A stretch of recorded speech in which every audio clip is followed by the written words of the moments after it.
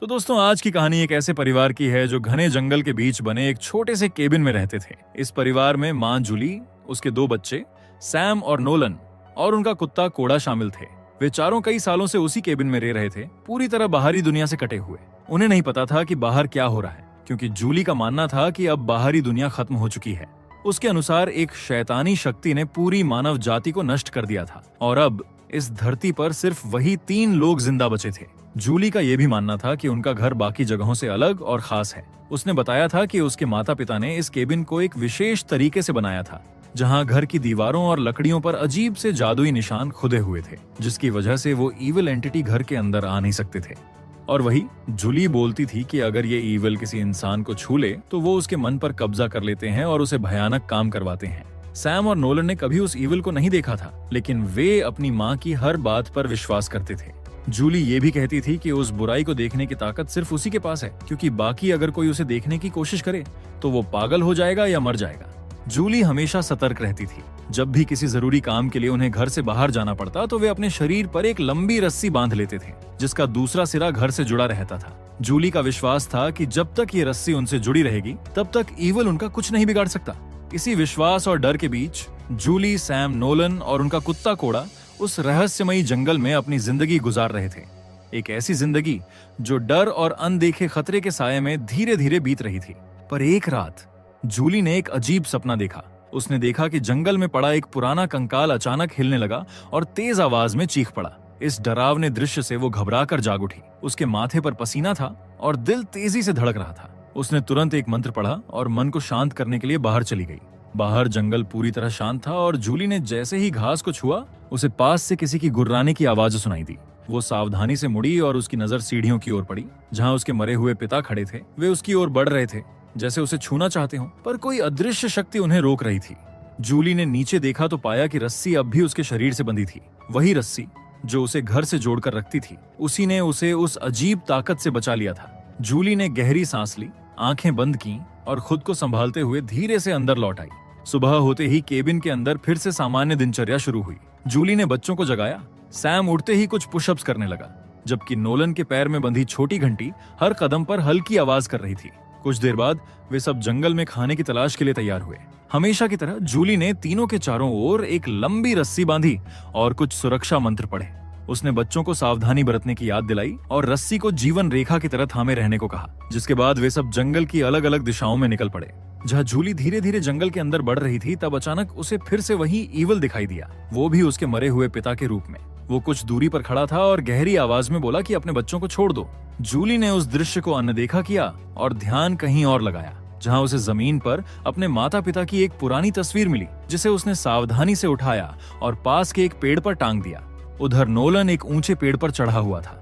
ऊपर उसे एक पक्षी का घोंसला दिखाई दिया, लेकिन जब उसने अंदर झांका तो देखा कि सारे अंडे पहले ही फूट चुके थे। ये देखकर वो निराश हुआ और नीचे उतरने लगा। तभी उसकी नजर जमीन पर पड़े एक अंडे पर पड़ी। उसे देखकर वो तुरंत उस दिशा में भागा, लेकिन कुछ कदम चलने के बाद रस्सी तन गई और वो उस अंडे तक नहीं पहुंच सका। बेहतर खाना पाने की इच्छा में नोलन ने धीरे धीरे रस्सी की गांठ खोलनी शुरू की। तभी सैम वहां पहुंच गया और उसने उसे रोक लिया। उसने चेतावनी दी कि वो अंडा शायद ईविल का जाल हो सकता है। नोलन ने पहले उसकी बात अनसुनी की, लेकिन थोड़ी देर बाद दोनों ने वहां से लौटने का फैसला किया। हालांकि रास्ते भर उनके बीच बहस होती रही। बहस के दौरान माहौल धीरे धीरे तनावपूर्ण होता गया। तभी नोलन को ऐसा महसूस हुआ जैसे सैम ने कहा हो कि माँ उसे ज्यादा प्यार करती है, लेकिन जब उसने सैम से पूछा तो सैम ने साफ इनकार कर दिया। फिर भी नोलन के अंदर गुस्सा उभर आया। वो गुस्से में आ गया और सैम की रस्सी पर जोर से पैर रख दिया। उसी पल रस्सी की गांठ खुल गई, जिससे सैम का बैलेंस बिगड़ गया और वो नीचे की ओर फिसल गया। गिरते ही उसका एंकल बुरी तरह मुड़ गया। दर्द से चीखते हुए वो वहीं पड़ा रह गया। ये देखकर नोलन घबरा गया और तुरंत मदद के लिए सीटी बजाई, वो संकेत जिसे वे खतरे के समय इस्तेमाल करते थे। उसी दौरान सैम को पास की झाड़ियों में कुछ हिलने की आवाजें सुनाई दी। नोलन ने भी वो हरकत देखी और डरते हुए अपनी रस्सी खोली ताकि वो अपने घायल भाई तक पहुंच सके। इसी बीच केबिन के पास खड़ी जूली ने सीटी की आवाज सुनी। वो समझ गई कि कुछ गड़बड़ है और बच्चों की ओर दौड़ पड़ी, लेकिन कुछ ही दूरी पर उसकी भी रस्सी की लंबाई खत्म हो गई। बिना देर किए उसने भी अपनी रस्सी खोल दी और पूरी ताकत से जंगल की ओर भागी। जैसे ही वो बच्चों के पास पहुंची, उसकी नजर उस दिशा में पड़ी जहाँ झाड़ियां हिल रही थीं। वहां उसे ईविल दिखाई दिया, इस बार उसकी मरी हुई माँ के रूप में। वो आकृति धीरे धीरे बच्चों की ओर बढ़ रही थी। ये देखकर वो दौड़ती हुई बच्चों तक पहुंची और नोलन की रस्सी को तीनों के चारों ओर लपेटकर कसकर बांध दिया। कुछ ही क्षण बाद ईवल उनके पीछे आकर खड़ी हो गई। उसने बच्चों को छूने की कोशिश की, लेकिन रस्सी की जादुई शक्ति ने उसे रोक दिया। जूली कांप रही थी, जबकि सैम और नोलन सिर्फ अपनी माँ को देख रहे थे, क्योंकि उन्हें वो ईवल दिखाई नहीं दे रही थी। कुछ देर बाद वो आकृति हवा में गायब हो गई और जंगल में फिर से शांति छा गई।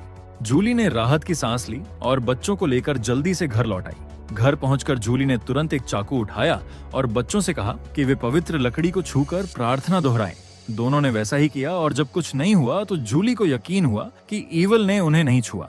फिर उसने सख्ती से दोनों को डांटा, खासकर नोलन को, जिसने रस्सी खोली थी। जिसके बाद उसने सैम के घायल एंकल पर पट्टी बांधी और उसे आराम करने के लिए कहा। रात के खाने के वक्त दोनों बच्चे चुपचाप बैठे थे। ये देखकर माँ ने माहौल हल्का करने के लिए बच्चों को एक कहानी सुनाने का फैसला किया। वो बोली, एक बार ईवल मेरे पास एक छोटी लड़की का रूप लेकर आई थी। वो रो रही थी और कह रही थी कि उसका पैर गड्ढे में फंस गया है। उसकी आवाज इतनी सच्ची लग रही थी कि एक पल को मैं भी उसकी मदद करने को बढ़ी, लेकिन फिर मुझे एहसास हुआ कि कुछ गड़बड़ है। इसलिए मैंने खुद को रोक लिया और उस आवाज को अनदेखा किया। फिर कई दिनों तक उसकी चीखें पूरे जंगल में गूंजती रहीं। फिर एक दिन जब वो आवाज अचानक बंद हुई तो मैं वहां देखने गई। वहां जाकर देखा तो गड्ढे के पास बस एक सड़ा हुआ लाश पड़ा था।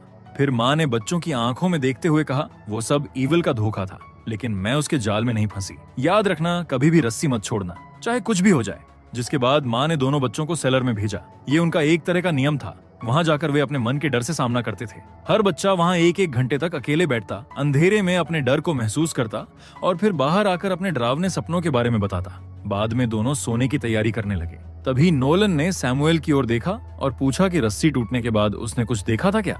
सैमुएल ने जवाब दिया कि उसने कुछ नहीं देखा। अब ये बात सुनकर नोलन को माँ की कही हुई बातों पर शक होने लगा था। वो कुछ देर तक सोचता रहा, फिर बोला कि अगर कभी ईवल उन्हें छू ले तो क्या माँ उन्हें भी मार देगी, जैसे उसने पापा और उसके माँ बाप को मारा था।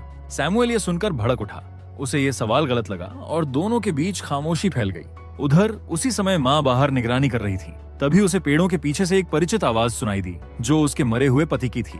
ये पहली बार था जब ईवल ने उसका रूप लिया था। वो शांत लेकिन डरावनी आवाज में बोला कि उसे बच्चों को एक बार देखने दे। जूली ने उस आवाज को नजरअंदाज किया, लेकिन जब वही आवाज दोबारा गूंजी और कहा कि तुम सब भूख से मर जाओगे, तो वो कुछ पल के लिए रुक गई।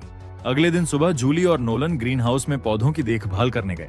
जहाँ ज्यादातर पौधे सूख चुके थे, कुछ पर कीड़े लग चुके थे और बाकी मुरझा रहे थे। सर्दियों ने हर चीज को जकड़ लिया था। अब ना तो जंगल में शिकार के लिए जानवर बचे थे और ना ही घर में ज्यादा खाना। हालात दिन ब दिन बिगड़ रहे थे। इसी दौरान नोलन की नजर अचानक जूली की पीठ पर गई। जब वो झुककर मिट्टी ठीक कर रही थी, तभी नोलन को उसकी पीठ पर एक सांप जैसा टैटू दिखा। वो टैटू देखने में किसी शैतानी प्रतीक जैसा लग रहा था। नोलन के दिमाग में सवालों की झड़ी लग गई। जिस ईवल से वे इतने सालों से छिपे थे, उसी का निशान उसकी माँ के शरीर पर था। जूली ने महसूस किया कि नोलन की नजर उसके टैटू पर पड़ी है।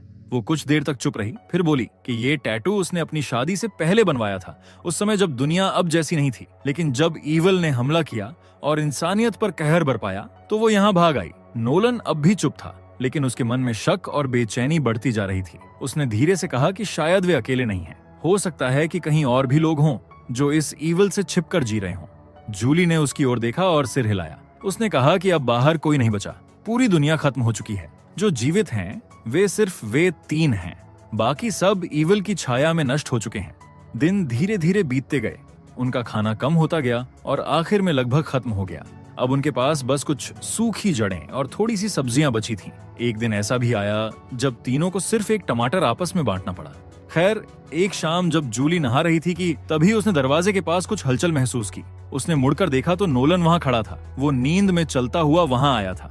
जूली ने धीरे से उसके कंधे पर हाथ रखा, उसे वापस बिस्तर तक ले गई और फिर से उसके पैर में वो घंटी बांध दी, ताकि अगर वो दोबारा उठे तो उसे पता चल जाए। फिर अगले दिन सुबह जूली अकेली जंगल में निकल गई। उसके हाथ में क्रॉसबो था और उम्मीद थी कि शायद आज कोई जानवर मिल जाए। कई घंटे बीत गए, लेकिन उसे कुछ नहीं मिला। तभी उसे झाड़ियों के पीछे से एक कौवे की आवाज सुनाई दी। वो धीरे धीरे आगे बढ़ी, जहां उसे नोलन का सड़ा हुआ शरीर पड़ा दिखा और वो कौवा उसके मांस को नोच रहा था। उसी पल नोलन ने अपनी नजरें माँ की ओर उठाई। ये देखकर जूली डर गई। उसने खुद को संभाला और मन ही मन कहा, ये असली नहीं है, ये ईवल का धोखा है। फिर उसने दोबारा उस तरफ देखा और इस बार वहां सिर्फ वो कौवा था, जिसके बाद उसने निशाना साधा। लेकिन तभी फिर वही नोलन का भूतिया चेहरा उसके सामने आ गया। डर के मारे उसका हाथ कांप गया और तीर गलत दिशा में चल गया। गुस्से और बेबसी से भरकर जूली ने जोर से चीख मारी। वो वहीं घुटनों के बल बैठ गई, फिर हार मानकर पास के पेड़ों की छाल इकट्ठा करने लगी। अगले दिन पूरा परिवार फिर से जंगल गया ताकि पेड़ों की छाल और कुछ रस इकट्ठा कर सके। काम करते हुए नोलन को अचानक अपने पीछे कुछ हिलता हुआ महसूस हुआ। उसने तुरंत मुड़कर देखा, लेकिन वहां कुछ भी नहीं था। वो फिर से काम में लग गया, लेकिन तभी उसकी रस्सी जोर से खींच गई और वो जमीन पर गिर पड़ा।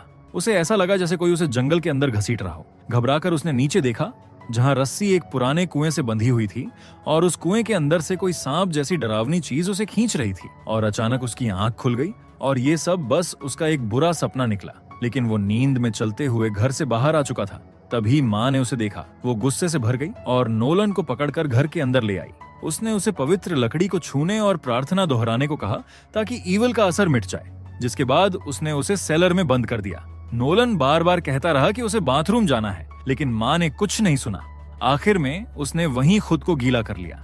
जब नोलन वापस अपने कमरे में आया तो उसके चेहरे पर थकान और गुस्सा दोनों थे। उसने सैमुअल से कहा कि उन्हें यहाँ से भाग जाना चाहिए। अगर वो साथ रहें तो ईवल से बच सकते हैं, लेकिन सैमुअल ने साफ मना कर दिया। उसे यकीन था कि माँ जो कर रही है वही सही है। उधर जूली अपने कमरे में बैठी थी। उसे बच्चों की बातें आंशिक रूप से सुनाई दी थीं। तभी उसके मन में अजीब और डरावने ख्याल आने लगे। उसे महसूस हुआ जैसे वो खुद पर से नियंत्रण खो रही हो। फिर अगले दिन जूली ने बच्चों के सामने एक पुराना डिब्बा निकाला। डिब्बे के अंदर एक पोलरॉइड कैमरा था। उसने उन्हें बताया कि ये कैसे काम करता है और साथ ही परिवार की कुछ पुरानी तस्वीरें दिखाईं। कैमरे में अब सिर्फ एक ही फोटो शेष बची थी। वो उसने किसी खास पल के लिए बचाकर रखी थी। फिर अचानक माहौल बदल गया। जूली ने कहा कि अगर वे जिंदा रहना चाहते हैं तो अब उन्हें कोड़ा को खाना होगा, क्योंकि अब वो बूढ़ा हो गया है। और जब उनके पास खुद के खाने के लिए भी बहुत कम बचा था तो एक कुत्ते को पालना संभव नहीं था। ये सुनते ही नोलन टूट गया। वो चीखते हुए बोला कि परिवार को मारना ही असली ईवल है।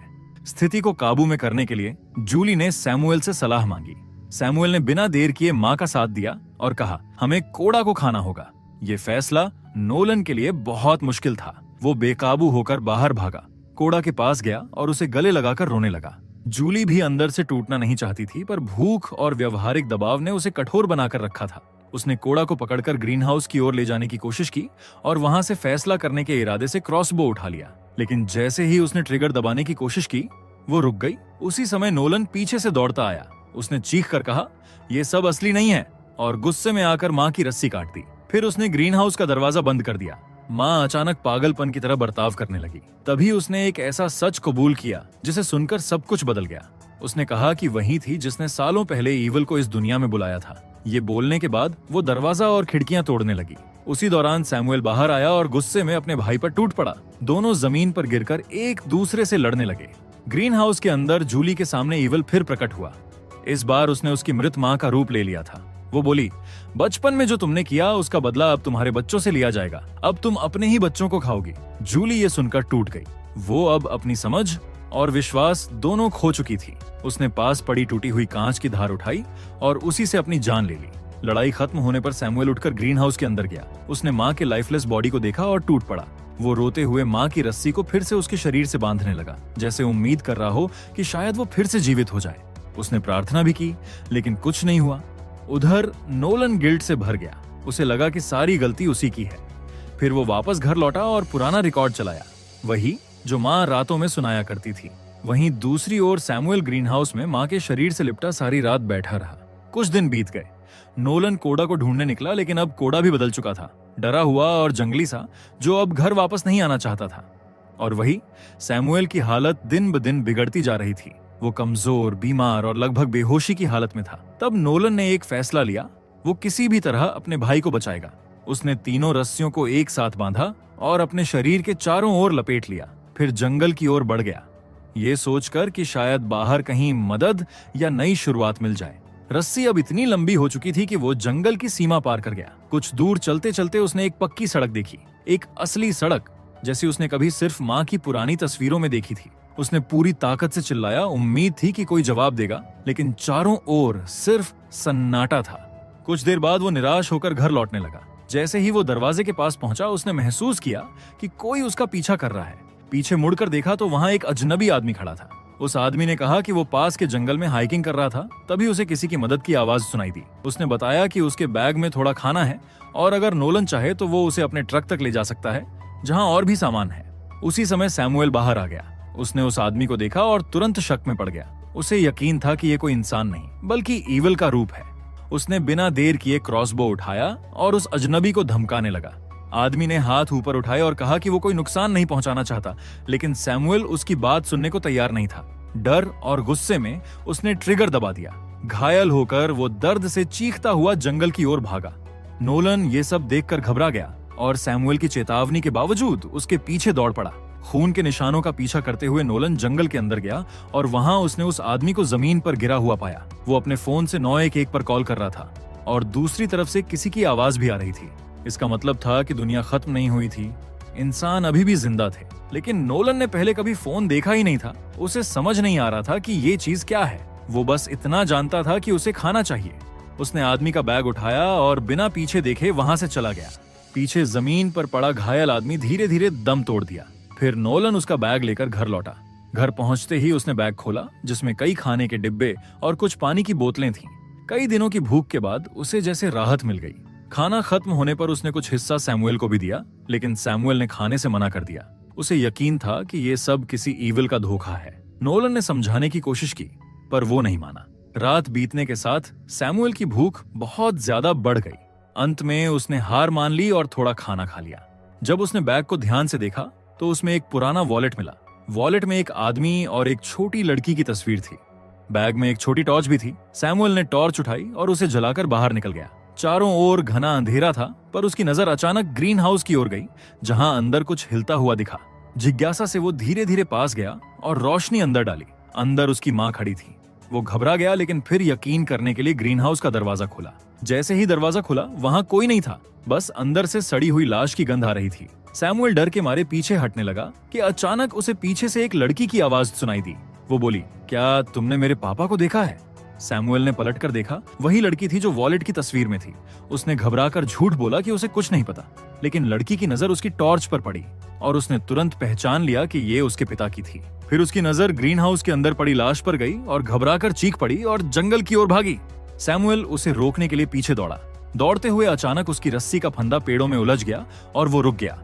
उसने जल्दी से रस्सी खोली और फिर लड़की को ढूंढने निकल पड़ा। थोड़ा आगे बढ़ते ही माहौल बदल गया।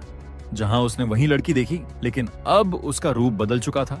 उसके शरीर से अतिरिक्त हाथ निकल आए थे और वो असंभव तरह से पेड़ पर चढ़ रही थी। सैमुअल की आंखें भय से फैल गईं। अब उसे समझ आ गया कि वो कोई इंसान नहीं बल्कि ईविल थी। वो भयानक आकृति पेड़ों के बीच से उलझती मुड़ती उसके पीछे आ गई। उसका शरीर अजीब तरह से मुड़ा तुड़ा था और उसकी लंबी चिपचिपी जीभ हवा में लहराती हुई सैमुअल के हाथ को छू गई। उसी पल सैमुअल का शरीर कांप उठा और कुछ ही क्षणों में वो ईविल की काली ताकत उसके अंदर समा गई। घर में कुछ देर बाद नोलन की नींद खुली तो उसने देखा कि सैमुअल कहीं नहीं था। वो घबराकर बाहर निकला और जमीन पर बिछी रस्सियों की ओर देखा। एक रस्सी जो सैमुअल से जुड़ी थी अब खाली थी। उसने रस्सी खींची, लेकिन उसका सिरा कहीं नहीं पहुंचा। अचानक दूर से सैमुअल की आवाज से सुनाई दी। नोलन तुरंत उस दिशा में दौड़ा, लेकिन जैसे ही पीछे मुड़ा उसने देखा कि सैमुअल ने उसकी रस्सी काट दी थी। उसी पल पास में खड़ा पुराना ट्रक अपने आप चालू हो गया। उसकी हेडलाइट्स की रोशनी में नोलन ने देखा वहां ईविल खड़ा था और अब उसका चेहरा सैमुअल का था। डर से कांपता नोलन घर की ओर भागा। अंदर पहुंचते ही ऊपर से कुछ आवाज आई, जैसे कोई फर्श पर चल रहा हो। वो ऊपर के कमरे में गया और देखा कि सैमुअल बिस्तर पर बैठा था, जबकि उसके ऊपर छत से एक काली परछाई धीरे धीरे नीचे टपक रही थी। नोलन ने तुरंत उसका हाथ पकड़ा और पवित्र लकड़ी को छूते हुए प्रार्थना करने लगा। तभी सैमुअल की आंखें काली पड़ गईं और उसने पास पड़ा चाकू उठाया और नोलन पर हमला कर दिया। नोलन किसी तरह बचकर कमरे से बाहर भागा और दरवाजा बंद कर लिया। अंदर सैमुअल ने बिस्तर को दरवाजे के सामने अटका दिया, पुराना रिकॉर्ड चलाया और फायरप्लेस से घर को आग लगा दी। धीरे धीरे पूरा घर आग की लपटों में घिरने लगा। सैमुअल बाहर निकल गया और जलते हुए घर को ठंडी निगाहों से देखने लगा। फिर उसने पोलरॉइड कैमरा उठाया और उस जलते हुए घर की आखिरी तस्वीर खींची। उधर नोलन ने बचने की कोशिश की। उसने एक गीला कपड़ा चेहरे पर बांधा और खिड़की से बाहर निकलने की कोशिश की, लेकिन फिसल गया और वापस अंदर गिर पड़ा। तभी उसे पर्दे के पीछे से अपनी माँ का चेहरा दिखाई दिया, मगर वो समझ चुका था कि ये उसकी असली माँ नहीं थी। डरते हुए वो भागा और सेलर की ओर दौड़ा। उसने सेलर का दरवाजा खोला और जब झूठी माँ उसके पीछे पहुंची तो उसने पूरे जोर से उसे धक्का देकर अंदर गिरा दिया और दरवाजा बंद कर दिया। पर अंदर से वो माँ चीखती हुई दरवाजे पर हाथ मारती रही। नोलन ने कांपते हुए उस झूठी माँ को गले लगाया। उसका प्यार सच्चा था और उसी सच्चाई की ताकत से वो झूठी माँ धीरे धीरे बिखरने लगी। उसका चेहरा गलकर सड़ने लगा और उसके अंदर से सांप जैसी ईविल का असली रूप बाहर निकल आया। वो ईविल चीखती तड़पती रही, लेकिन नोलन ने उसे छोड़ा नहीं। आखिर में उसकी सच्ची भावनाओं और प्रेम की ताकत से वो अंधकार हमेशा के लिए मिट गया। जिसके बाद दूर से हेलीकॉप्टर की आवाज सुनाई दी। दरअसल जिस आदमी को सैमुअल ने मारा था उसने मरने से ठीक पहले 911 पर कॉल कर दी थी। उसी कॉल की लोकेशन ट्रेस करके रेस्क्यू टीम उस जंगल तक पहुंच गई। उन्होंने जलते हुए घर के खंडहरों में से नोलन को जिंदा पाया। रेस्क्यू टीम ने उसे उठाया और हेलीकॉप्टर में बिठा लिया। जैसे ही हेलीकॉप्टर हवा में उठा, नोलन की आंखों में पहली बार बाहर की दुनिया दिखी। फिर उसने अपने भाई को देखा जिसे रेस्क्यू टीम ने बचा लिया था। ये देखकर नोलन ने राहत की सांस ली। उसके चेहरे पर हल्की मुस्कान आई। लेकिन तभी सैमुअल ने उसकी ओर देखा और हल्की मुस्कान के साथ वही पुरानी बात दोहराई, माँ मुझसे ज्यादा प्यार करती हैं। कैमरा धीरे धीरे उनके पास रखी उस पोलरॉइड फोटो पर झूम करता है। वही आखिरी तस्वीर जो सैम ने घर जलने से पहले खींची थी और फोटो में सैम के कंधे पर एक काला डरावना हाथ रखा था। इसका मतलब साफ था, ईविल अब खत्म नहीं हुई थी। सैमुअल के जरिए वो जंगल की सीमाओं को पार कर चुकी थी और अब इंसानों की दुनिया में पहुंच गई थी। और इसी के साथ ये मूवी यही खत्म होती है। अगर आपको एक्सप्लेनेशन अच्छा लगा हो तो वीडियो को लाइक और कमेंट जरूर करें।